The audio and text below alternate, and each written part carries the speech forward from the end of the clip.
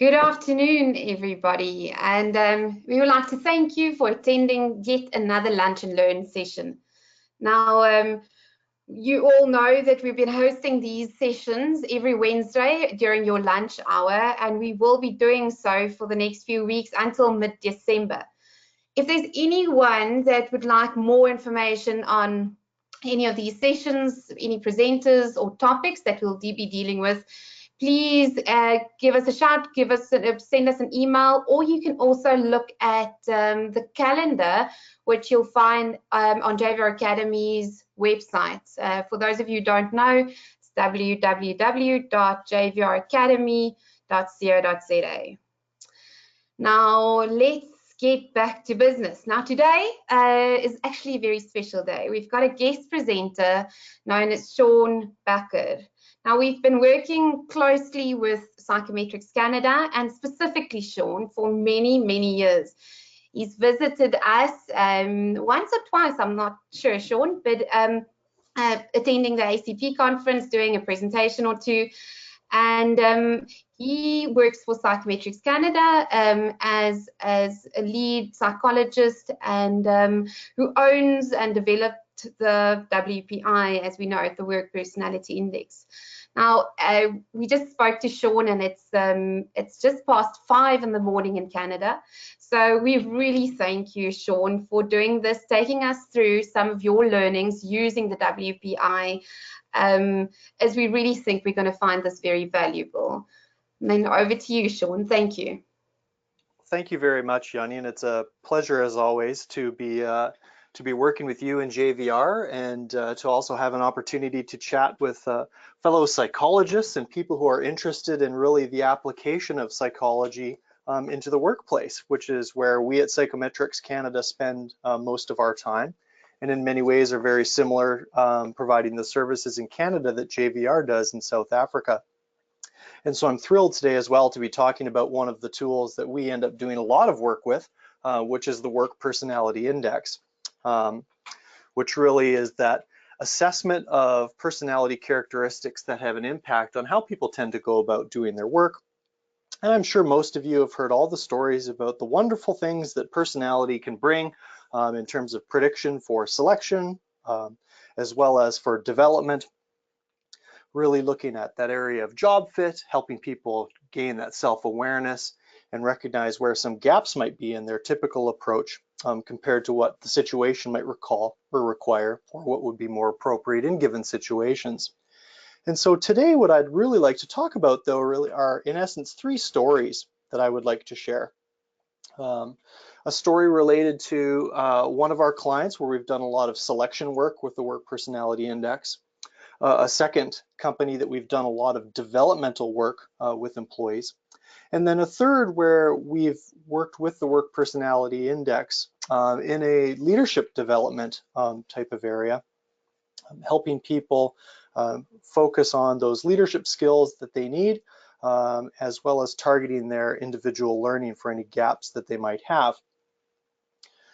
Now, the first one that I would really like to talk about in this selection area is for a company in Canada that's called London Drugs. And as you can see from the picture on the screen, they have cosmetics, electronics, computers, a photo lab, but primarily what they started out as is a pharmacy, and have all of these other associated materials and things that they sell that go around the pharmacy. So you have a pharmacy if you'd come in the door. As you'd go to the back of the store, the pharmacy anchors everything. And then all the way around it, they have rows upon rows of common household goods and materials, as well as if you're going to look for a laptop, computer monitors. It's a very eclectic type of mix, which makes them as stores very unique, and yet they've tied together a relatively successful combination of materials that people go to. So they've done quite well for themselves. They have 80 stores, primarily in Western Canada. And for those of you who are geography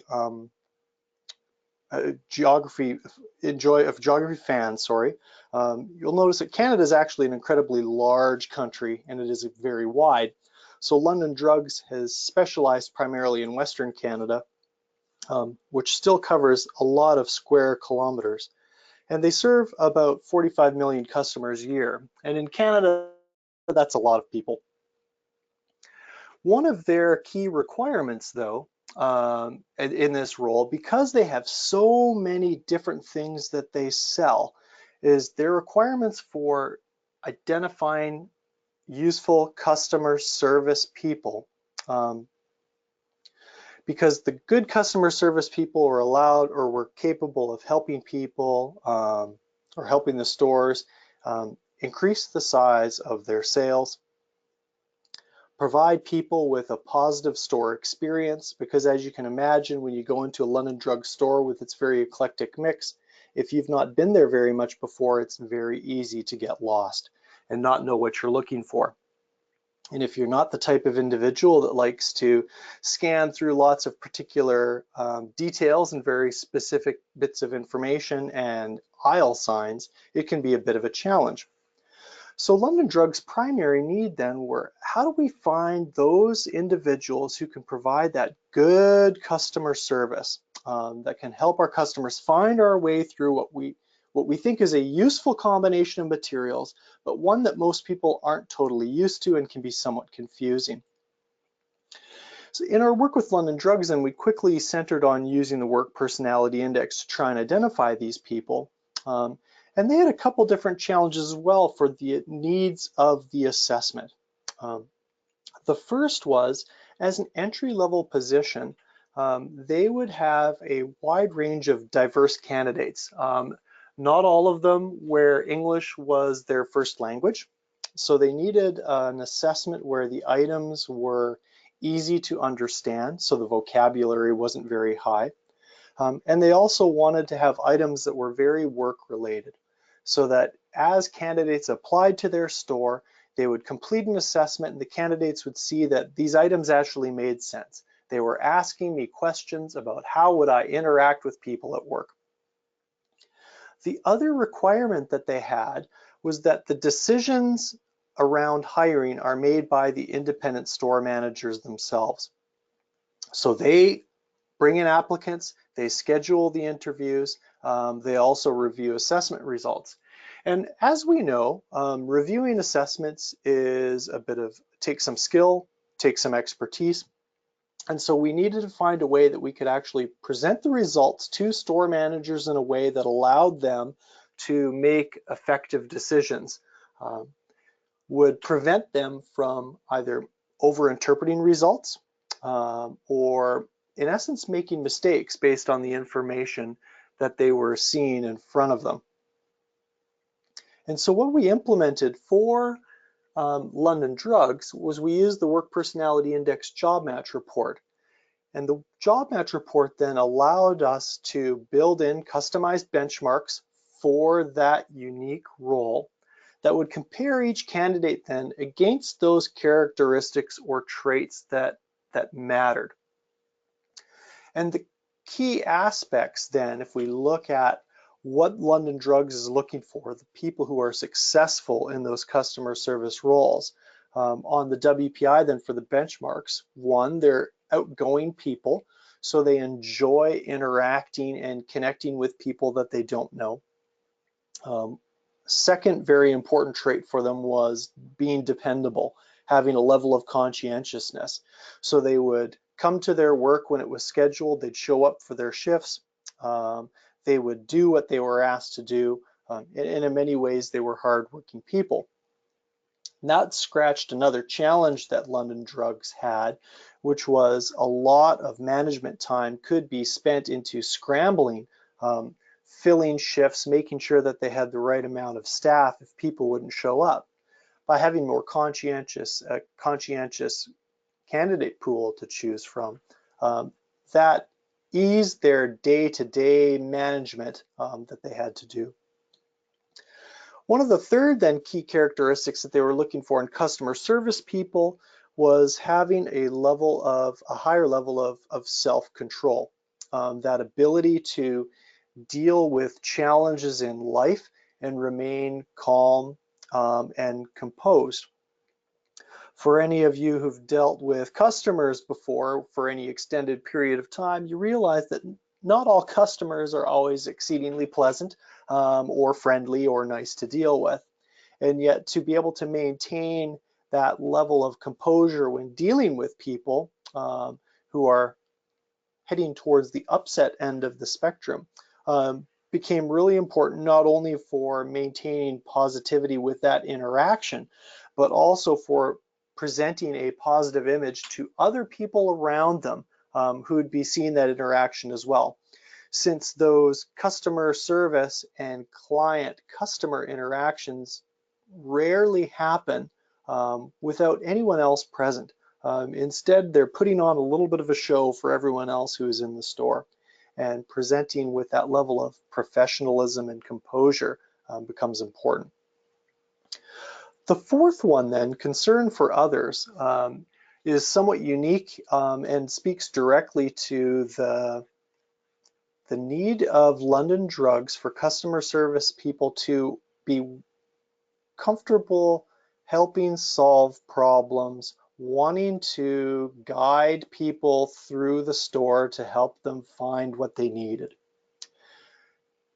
Years past, one of London Drugs' big challenges was having customer service staff that would be very happy to stay at the till, work at their station, and then just as people would walk by, they would stay there and they would wait until someone actually approached them and asked them a question. The combination of looking for someone who is outgoing and also shows that higher level of concern for others meant that they were then getting staff that would be quick to engage people about welcome to London Drugs, and then also ask them, what are you looking for? How can I help you? What are you here for today? And then the final piece of that puzzle then was looking for, excuse me, a moderate level of persuasion. And that moderate level of persuasion then was a willingness on the customer service representative's point of view to provide guidance to the customers. To say, well, if you are looking for a certain type of cosmetic, here is where you need to go in the store, and these are some of the things that you might want to initially start looking at. And then taking the next step is beyond those cosmetics, asking questions if there was anything else that the person required when they were in the store that day, and making even some recommendations on some additional products that they thought that customer might need or might desire based on the questions that they had asked. So they're really looking for a friendly, outgoing style of customer service individual who is very willing to engage people to help them solve their problems. So it's not purely just the desire to be nice and approachable, but also very willing to ask some questions to find out what the customer is there for and make some recommendations.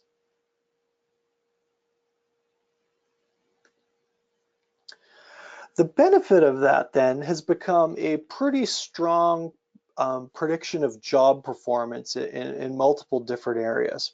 So every year, as London Drugs puts through about 5,500 candidates each year to staff their 80 stores, the job match profile that they've been using then, over a number of years, we have correlated to their performance ratings. And the performance ratings then, as you can see, look at a number of different things. So one is an overall job attitude. How well does the candidate manage change? What are their interpersonal skills when they come to those connecting with and interacting with others? How do they work with other members of the team? Their level of conscientiousness and dependability. Task focus is that ability to stay with the things that they need to do and make sure it's completed. Do they do their work also in kind of an organized and planful manner? Do they have that overall, when staff management is looking at them, do they have that customer service orientation? And then what's really an overall rating of performance? And the job match score then has a strong positive correlation that is statistically significant with each of these areas of job performance. The benefit of that then is we know for a fact that the job match score which then is a single entity, is an effective predictor of successful candidates in their customer service role, which means then that management does not need to dig into that in-depth job match report, but instead they can make their decision with some broad benchmark ranges of where people are in essence at a great category to be in, that it's kind of a green light and everything indicates that they're very solid. Then we have a benchmark where we have a little bit of a warning sign. They could be successful, but you might need to be a little bit more wary, or if you have other candidates, you might want to choose someone else. The second story that I would like to talk about then is a developmental application. So this is very different, of course. Rather than evaluating job candidates, this is work that we've done with Rogers Communications, where they are working with their current employees in a developmental application. Now, Rogers Communications in Canada is one of the 3 largest cell phone and television internet companies in Canada. So the population of Canada is about 35 million. So you can see they've got a little under 30% of us walking around with their cell phones, or our iPhones are connected to their network. And then in Ontario, the main province in the middle of Canada, they have a lot of people that use their cable television as well as their hardline internet. And as an organization, they have more than 30,000 employees. So they're for a Canadian company, they're incredibly large. They've been around for a long time, and they connect with a lot of Canadian people. And as a result of that, they've got a lot of different, as you can see with the internet, television, and wireless, they have a lot of different business lines that they have employees working in. One of their key goals, of course, then is to continue to develop their own staff. One of the things that Rogers wanted to target was lowering their turnover and increasing the engagement of their staff. As a large organization with a lot of people working in telecommunications, they felt that a number of people were in many ways moving and going on to the competition, or were working within Rogers but weren't as engaged in their work and with the company as they would like them to be. And one of the key things for Rogers then was to try and support the ongoing development of people, to help them start to recognize that Rogers has many career paths available to them and that they want to support them and encourage them to kind of move within the Rogers organization. And if there was any level of dissatisfaction with the current role, to help them find other roles within Rogers that might actually be a better fit for them as individuals.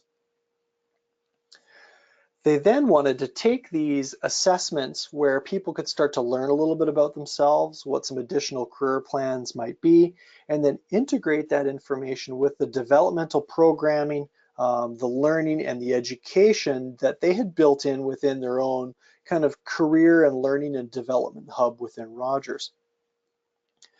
Given the size of the entity then, one of the important things for Rogers when they were looking for an assessment to help generate that self-awareness was to find a tool that could be applicable to a wide range of different occupations. Given the breadth and the variety of positions within Rogers, having something that could work for this diverse population, this diverse group of employees became very important. And the Work Personality Index really offered that flexibility for them, that they could see it as being applicable to an individual who is running cable to different homes, as well as being applicable to someone who's working in a very technical role in IT in their office. So very different people, maybe with very different diverse learning and developmental requirements, and also very diverse interests and desires. And the Work Personality Index being able to then work with those very different people.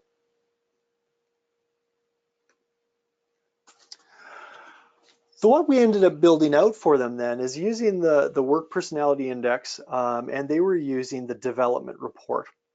So what it provides each of the individuals is some information about themselves, some interesting results about their strengths, as well as some insights then into some potential gaps or things that they might find challenging, and then connecting that to both the Rogers values as well as different learning modules and things for them to consider as they would plan their career moving forward. As a program for Rogers employees, it's entirely voluntary. It's hosted on Rogers' internal career hub, and on occasion, Rogers would communicate out opportunities. Come on into the Career Hub, take a look at the different resources that we have available to you here. And one of them then is to go through a process where they would complete the Work Personality Index, receive their results, along with some supporting documentation about how they can have career development conversations with their manager and other managers within Rogers. So one of the biggest signs of success initially was the uptake. As a voluntary program that was put out there for people to come and complete if they wanted to, more than 50% of Rogers employees have actually completed the Work Personality Index, which is quite a substantial number for a voluntary type of program, and one that in the leadership and development department at Rogers was surprising and also thrilling for them, that they recognized obviously that they were meeting a need given the number of people that were completing the assessment, working with the results. The follow-up measures then of the kind of the usefulness of it were to track how many people then started to create their development plans, which are also created within the Rogers Career Hub. And they noticed a significant increase in the number of people that were building out development plans, which indicated that they'd had a conversation with someone in management, that they had started to set some action activities of things that they wanted to do, either both in their own learning or in kind of some careers that they wanted to pursue a little bit further. After the first year then, what they also noticed was an increase in the employee engagement survey numbers that they complete every year. So they had seen a lot of people complete the assessment voluntarily. They had then followed that through to an increased number of development plans, of which completing the Work Personality Index was the first step. And then they've seen some ancillary increases then in their employee engagement related to the connection the individual feels with the organization, the optimism that they're feeling that they have within their career at Rogers. And then on the bigger picture side, as we have a lot of employees going and completing the Work Personality Index, we've been able to use that aggregate data to start to identify some specific trends in business units or at certain roles that would inform Rogers of where there might be some broader training needs or gaps that they could then incorporate into traditional large group learning, because they actually speak to what are some common challenges with many of the people within Rogers. So there's been kind of a two-pronged benefit. On the one side, there is the support for the individual, driving that self-awareness where they've been given an opportunity to learn a little bit about who they are, how they prefer to go about their work and connecting with people, linking that then to information that can point them in the direction of additional careers or further learning that they might want to engage in. And then the second prong is the support for Rogers in looking at that large pool of data to identify any of those trends or commonalities across employees or within departments that as management then they can target either through specific training at certain levels. And just as an example, one of the challenges that they would find at a certain level of management was shifting from being very detailed and day-to-day focused to being more strategic and long-term. And that then has become now one of the core components in a program that they have for a certain level of management as they move up. And so the identification of that common challenge of thinking too much day to day, we need to have management at this level being more strategic and long-term, which sounds so obvious when we speak it out loud, but wasn't really identified until the data from the WPI showed that there were a lot of people at the level below who were very focused on the immediate term. They could build in some coursework then for people moving to the next level of management that dealt with that common challenge. And so Rogers then has built the Work Personality Index into this ongoing development program. And now what we're working with them to do is actually kind of help people revisit it. If it's been a couple years since they've first done the Work Personality Index, to come back again, to update those developmental plans and to reconsider where might they want to go to now.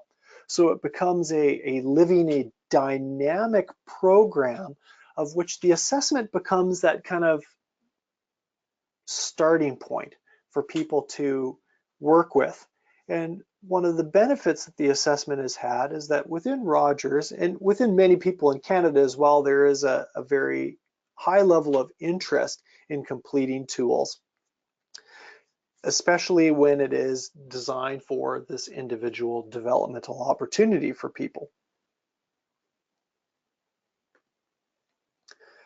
The third and the last kind of case study story that I'd like to share with you in terms of where we're using the Work Personality Index is in a leadership development program with the City of Edmonton.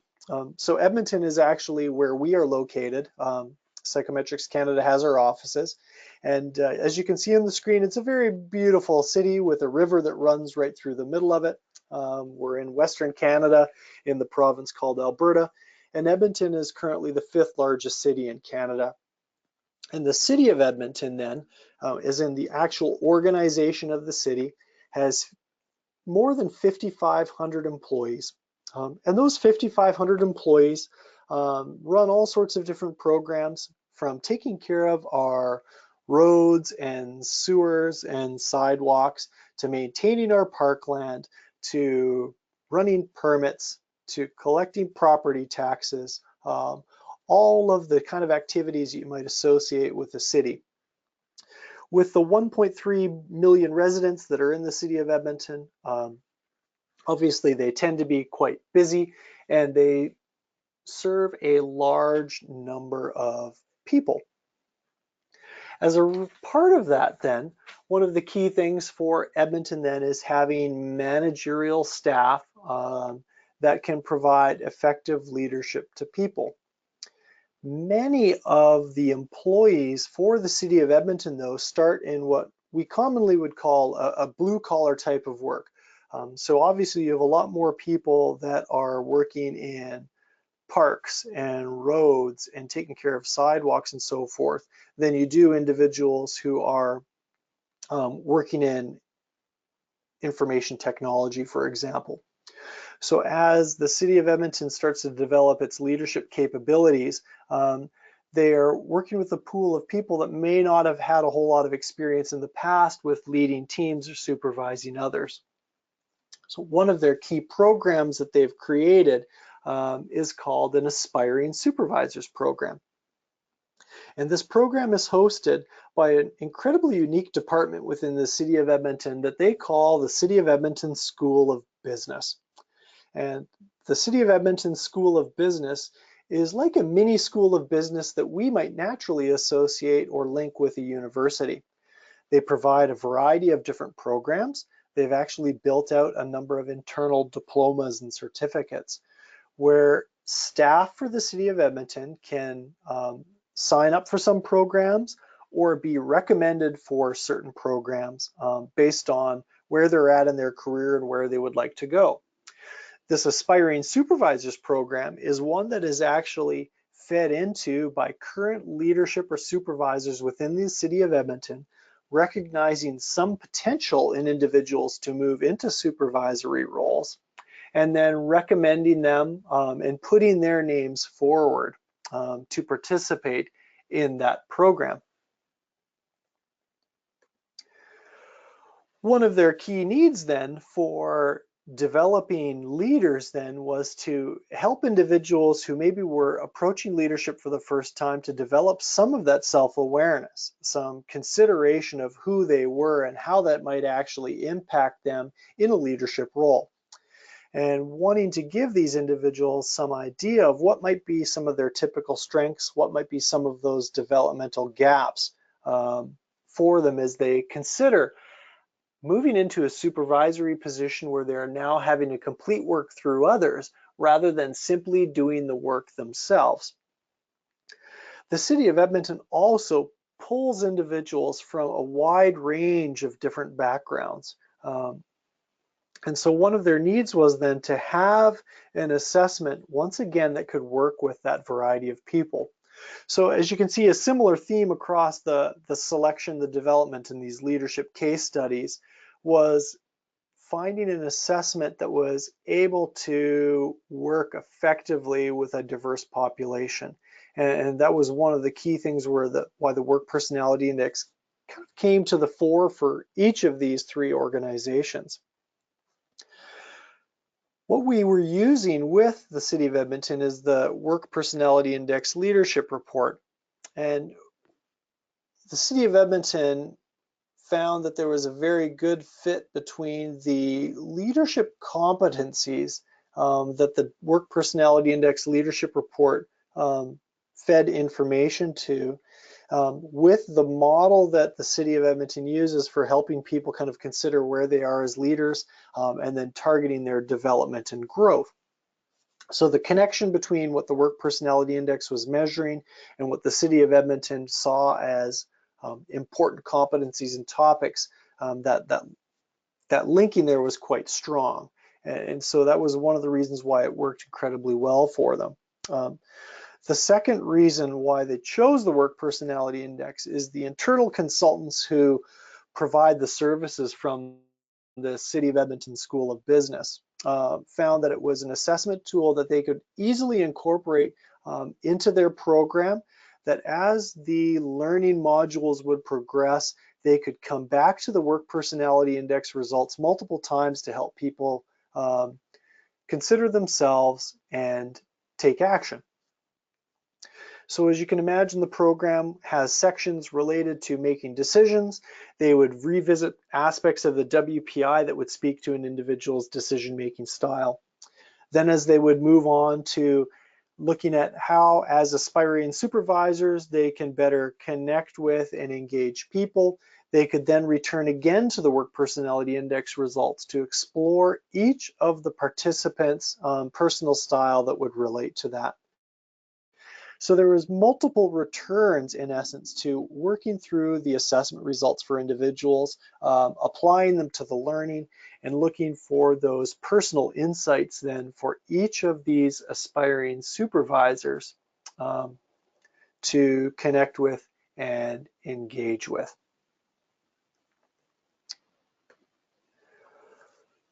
The results then, so far, what they have done is they've put more than 150 aspiring leaders through this program. The program takes 9 months.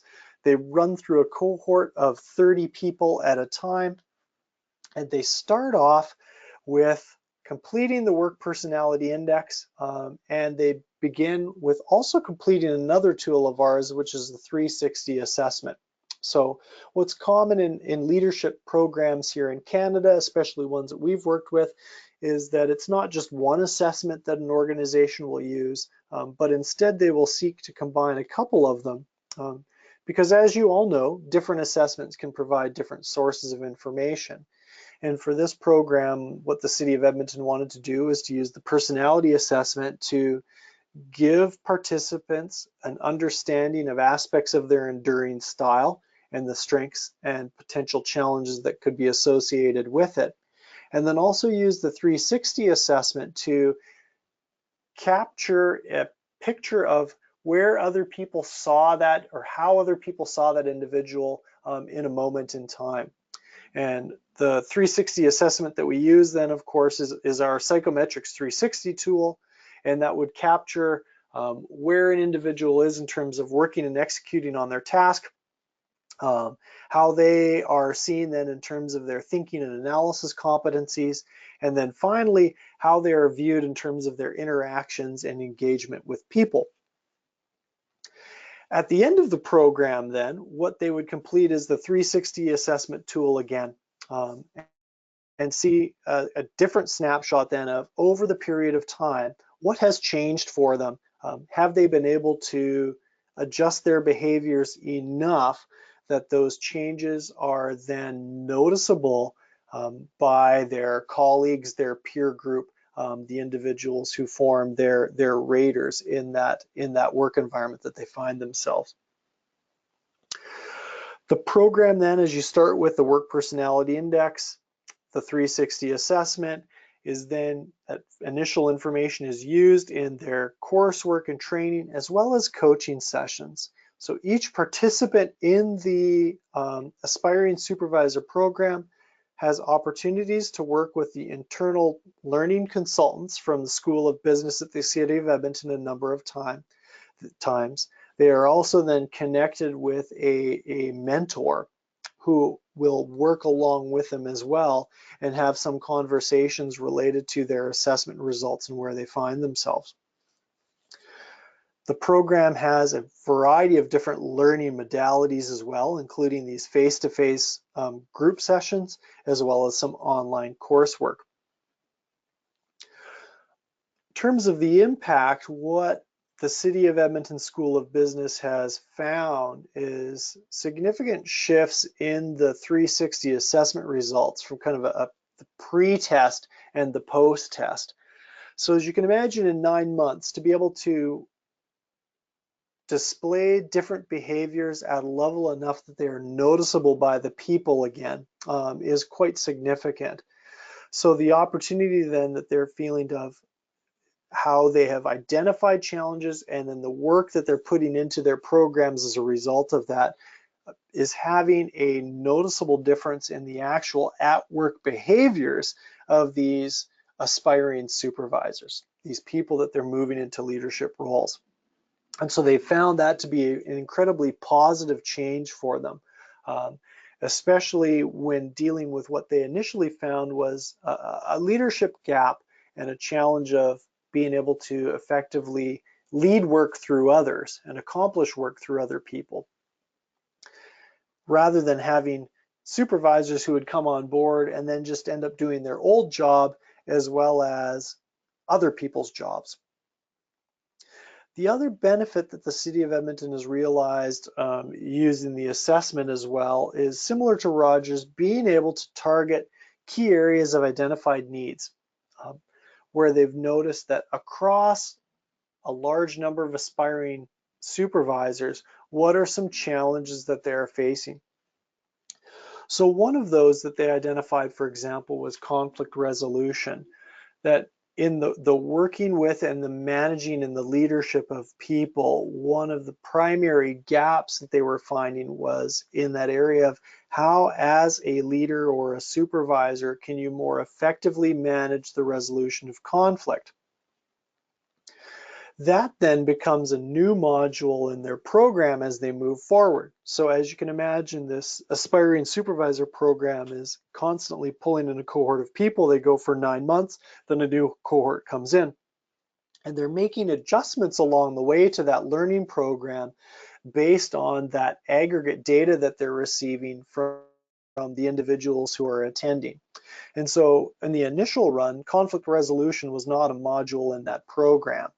Now that that has been identified as one of the primary challenges of people moving into these leadership roles, they've incorporated that as one of the new learning modules to better support people in dealing with individuals when there are significant differences of opinion. And one of the key activities in that new module now then is to show people that conflict and differences of opinion in and of themselves are not bad things.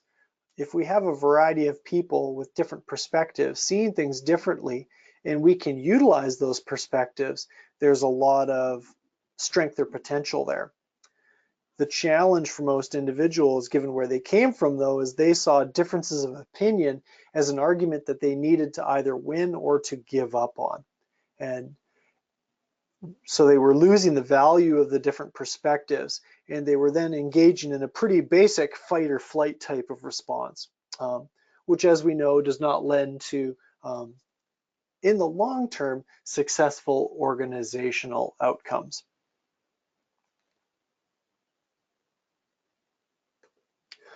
So those are just kind of three, in essence, short stories or case studies of work that we've done with clients. On the selection side, really with London Drugs, it's a large group, high volume assessment solution for customer service people. For Rogers in the development space, it is working with an incredibly diverse job pool as well as job level solution for engaging people in their own learning and development. And then in the leadership development space with the City of Edmonton, helping people make that transition from being individual contributors to aspiring supervisors. So with that, I'd love to open it up if there are any questions or thoughts or comments that you have about either the Work Personality Index or any of the work that we've done with these three clients or any others. I'd love to open that up to the group now. Thank you, Sean. If anybody wants to ask a question, you're more than welcome to leave a comment and we can read it. Sean will also be able to see it. If you, however, want to ask a question on an email and send it through to us, Sean also agreed that we can forward the email to him and he can answer the questions directly as well. Normally it takes a few minutes just for the information to sink in, and then tonight you probably pop up with a question or two, so you're more than welcome to ask us. Maybe just a thought from my side. I think what shows throughout the case studies that you discussed is how the tool is a starting point, as you said, and then using the tool within a process, and then making sure that the tool and the data again informs adjustment and development and change for the process that was implemented. And I think that is significant and enormously important. We do sometimes find in South Africa, and I'm assuming internationally as well, is that people use assessments and they spend a lot of money on these assessments. However, it is then used for only one decision to whether to either hire somebody or not, and that the data never gets used, that it doesn't inform decision making for the future or process development for the future. And I think that is something that stood out for me, which is something that I think Psychometrics Canada does very well. That's certainly a key area for us, and that's where we've seen a difference between what we'll see as our clients who are, let's just say they're quite progressive and they're on the cutting edge. Each of these three organizations have a lot of people that are interested in the work that they do because they have been very willing to do things differently than they have in the past. And I think one of them is right on line with what you'd mentioned, Yanni. They've invested a lot of money and time into assessment. It's powerful information that can be used in a variety of different ways. And we've found there's been a lot of success in these organizations with that kind of two-pronged approach. Valuable information for individuals themselves, as well as that aggregate kind of data and picture that can provide for the organization also. Absolutely, absolutely. I don't see any questions from my side. Karina, is there questions that I'm possibly not aware of? Sorry, I just had to unmute myself. I don't see any hands or I don't see any notices or notes. So it doesn't look as if there's any questions right now, but maybe later. Yes, so please send us an email. You can either send me any of your questions relating to this webinar or the WPI in general to jani@jvrafrica.co.za, and we do talk to Sean and some of his colleagues relatively often, so we can definitely forward that to them. And Sean, you indicated in the beginning that you would be happy to address them as well. But before you all run away, before you all run away, we have some responses here. If I can just read them to you. Renata, our colleague in Cape Town, says, "Hi Sean, thanks for the insightful sharing of actual work with clients. What would you say is the one thing that really makes it more successful or less?" She says that is the client has to buy into the product and the process. Yeah, I would say that the key thing for success is the incorporation of the assessment results into a part of the program. For individuals or organizations that see the assessment as kind of a one and done thing where they will jump in, they'll get a little bit of a data point, they'll make a decision and move on, seem to have less success, certainly in the developmental realm, than those who are using the tool as kind of kind of integrate it throughout their entire program. So if I think of Rogers in the development space and the City of Edmonton, the School of Business, that assessment data they keep coming back to throughout those programs. On the selection side of things, it's a little bit, let's just say, it has more of an immediate time cut where they are bringing people in. We do have kind of support guides for managers at London Drugs to how can you better continue to help your employees, customer service agents grow, but they are probably less active in that space than they are in the development and leadership space at the other two.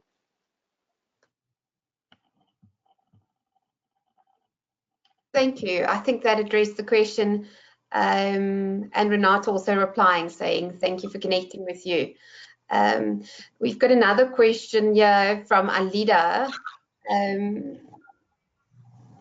Do you have any experience where top management has less feelings for employees? Maybe I'm not 100% sure what Alida means with regards to feelings, but do top management buy into the use of the product and providing feedback and using the product throughout their processes as well easily? Certainly top management for the most part find a lot of variety or value in the use of assessments. We do have some individuals in upper levels of management where we would use the work personality index as well. They tend not to be as many people, obviously, because there's not that many of them in top management. As the City of Edmonton is looking to kind of broaden their programs in their School of Business, they are looking at ways to incorporate the work personality index into more of those, the coursework and the developmental modules for more senior people, for example. Throughout Rogers, this development program is open to every employee. So we also have a lot of very senior executives that have completed the assessment as part of their own learning and development planning as well. In terms of then that consideration of top management and consideration of feelings of employees, I know there's been a lot of research that looks at kind of leadership with the connection to people. I know the last that I've seen from some groups out here in North America was that ability to balance the concern for others with the need of the task in the organization was probably the most important. That if you were too task focused, that was a problem. And then also on the flip side, if your sole consideration was keeping people happy and comfortable, that would is challenging for people in leadership positions as well. Instead, it's being somewhere in the middle where you can consider and work with both. Currently seems to be showing better levels of leadership skill, at least here in North America. Do Yeah, I agree. Being both task focused and people focused, not always easy, but it's definitely needed within management and leadership. Sean, I don't see any other comments or questions. So I think I will let you go and possibly to have your morning's coffee, maybe another hour of rest. I'm not sure how late you need to go to work, but thank you again for taking us through this very insightful information. The application of the tool, as Renata has also said, is really useful, and seeing how you use it in Canada. So we really appreciate it, and we will definitely be hearing a lot more from you. Thank you. Thank you.